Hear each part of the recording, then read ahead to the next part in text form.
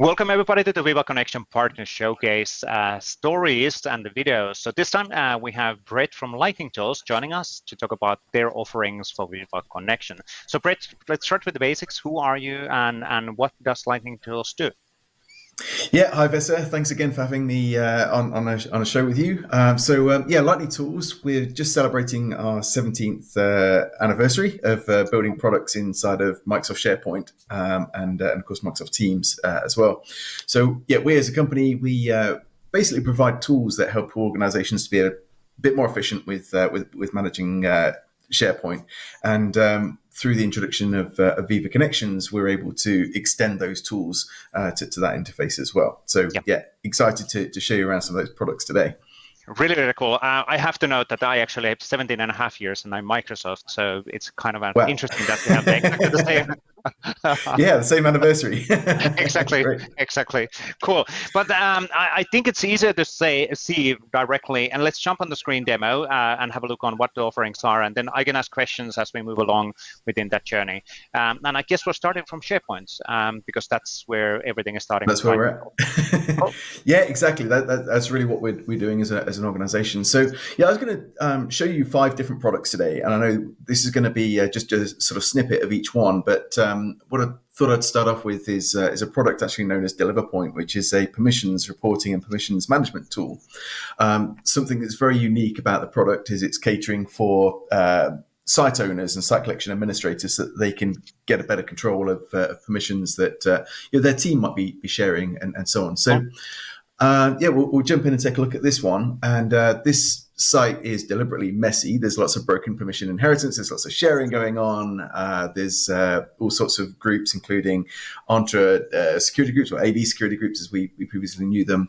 And for that reason, it's very difficult to use SharePoint natively to get a full understanding of who's got permissions within inside the site. So just having a look here, we start off from this sort of angle. You can see I've got the nested security groups in there, and we can't see who's a member of those, which is sometimes a challenge for people that are a site owner and they need to know, basically. So this product isn't actually doing anything with Viva Connections just yet, but it does show off the type of thing that you can do with SPFX extensions and web parts within inside of SharePoint, and it's also using the graph as well to gather the information. So one of the things I could do as somebody that has full control is run a discover permissions report.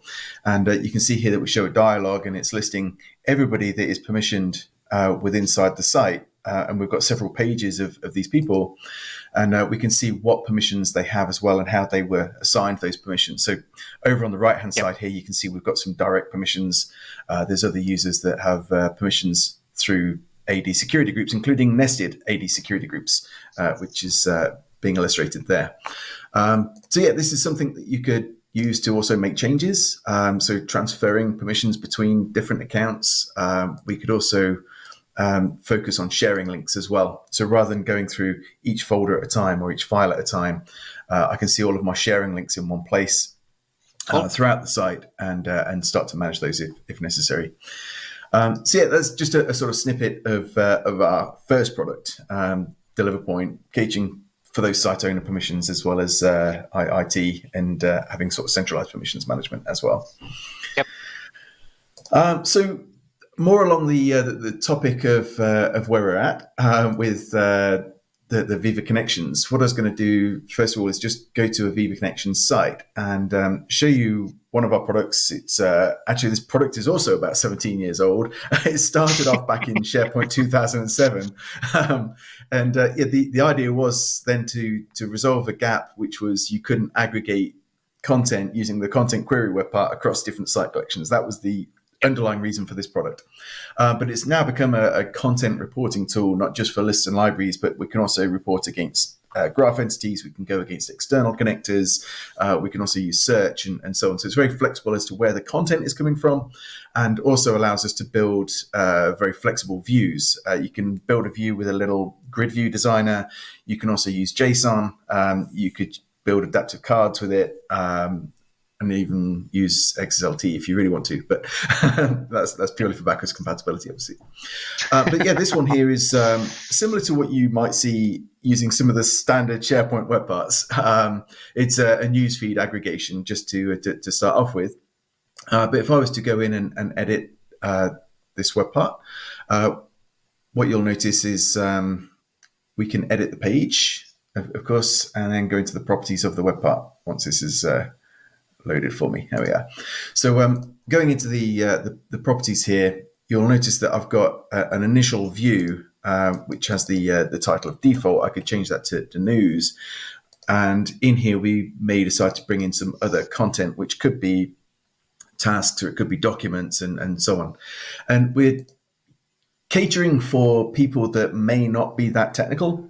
So you'll notice in here, we've got this quick configuration where we've got some common types of queries that a lot of our customers are doing. So I could bring in planner plans, or I could bring in task lists or documents from OneDrive or document libraries, etc.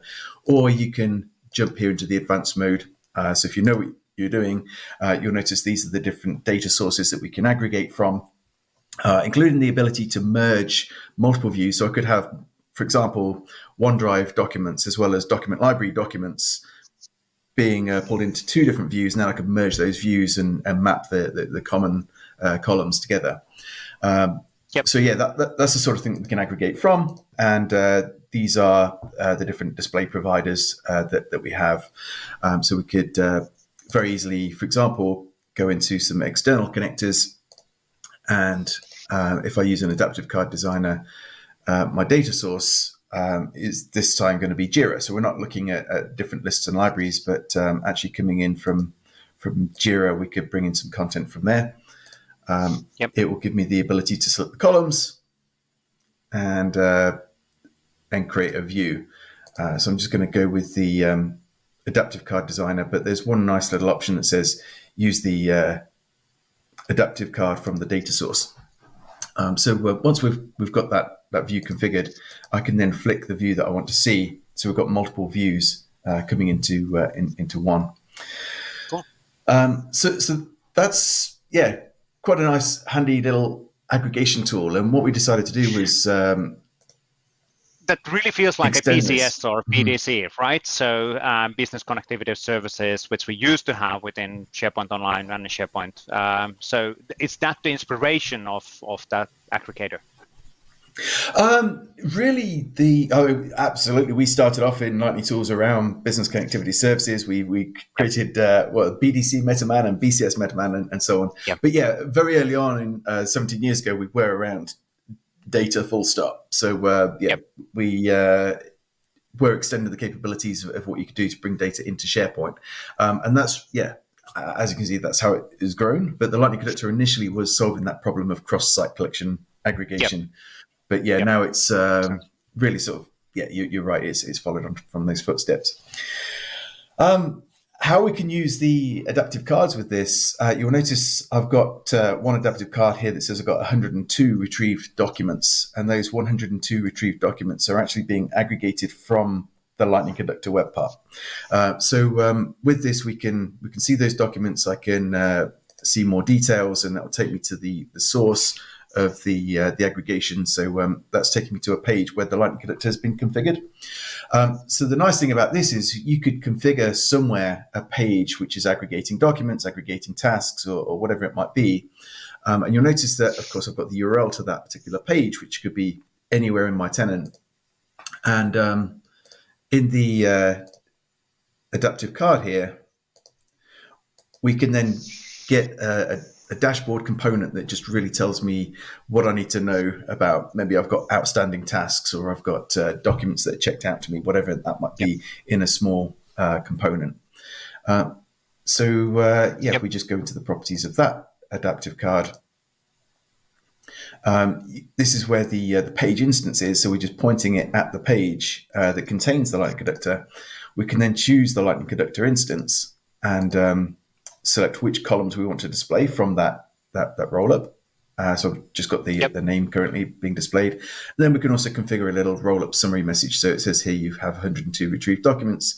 We've got the placeholder for the count of those documents as well. So obviously we could extend that with our own text. And yeah, the number that you wish to display with the pagination controls, and you can label your pagination controls, and you can also label your button as well, rather than it saying more details. So yeah, that's for us a tool that could bring it to your attention that you've got something going on, and you can dive in deeper and see that content being rolled up. And you can easily access obviously these cards using then a mobile and tablet views as well. So it's actually a smart way of disconnecting the configuration to another location and then have this one associated with that configuration. So great. It's a clever way of doing that. So fantastic. Thank you. And along similar lines, we've got the data viewer. So you'll notice on this page, I've got a couple of data viewer web parts. So these are, again, more along the lines of external data, slightly different from the Lightning Connector. The Lightning Connector is really about Microsoft 365 content, with the exception of, I guess, of the external connector.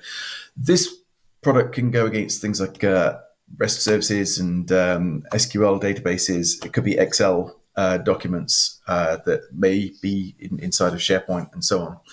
And you can, again, configure a grid view, or you can also configure chart views and so on. So I was really inspired a little while ago when you announced the fact that we could also display charts inside of the SPFX adaptive cards. That's exactly what we've done here. Again, the same model that you saw with the Lightning Connector. We've got the URL to this particular page. And so if I go back to the adaptive cards dashboard, this is doing the same thing. We're pointing towards a particular page, but I'm choosing, of course, a data viewer instance. And then we've also got some abilities here to choose the data series. We can use a color picker if we want to style this tool, including using the theme color and so on. So yeah, it's great to be able to extend what we're doing inside the data viewer and show those charts as well through those adaptive cards. Yeah, and of course, right now it's only the line chart which is supported, but in future we will have additional supports on the cards as well. So we can imagine a really powerful dashboards of information built with the cards as well. So really cool. Yeah, we're excited for that. In fact, we can't wait. Yeah, I can imagine. Absolutely. Sorry, go ahead. Yeah. Mm-hmm. So no, I'm just asking. Do you have one more demo waiting? So yeah, I think there's one more with the adaptive cards that would be great to show, and that is the discussion forum tool. So in fact, let me just drop this one off the page so you can see it more clearly. There we go. So this is Social Squared. It's a traditional discussion forum tool that you might have with things like Stack Overflow and so on. It's obviously structured in a traditional manner for having those forum groups and forums. So if we were to go into a forum such as the Viva Connections forum that I created, people can ask questions about what Viva Connection is. We could reply to them. We can mark them as answered. We can vote them and that sort of thing.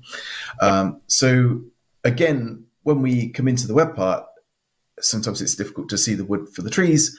So what we have is, again, some adaptive cards that we can display here. So this is one of the Social Squared adaptive cards that's showing me there's 8 recent topic activities. So that's showing me what is recent. We can go in and we can view those, and I could mark them as answered and so on if I wanted to as well.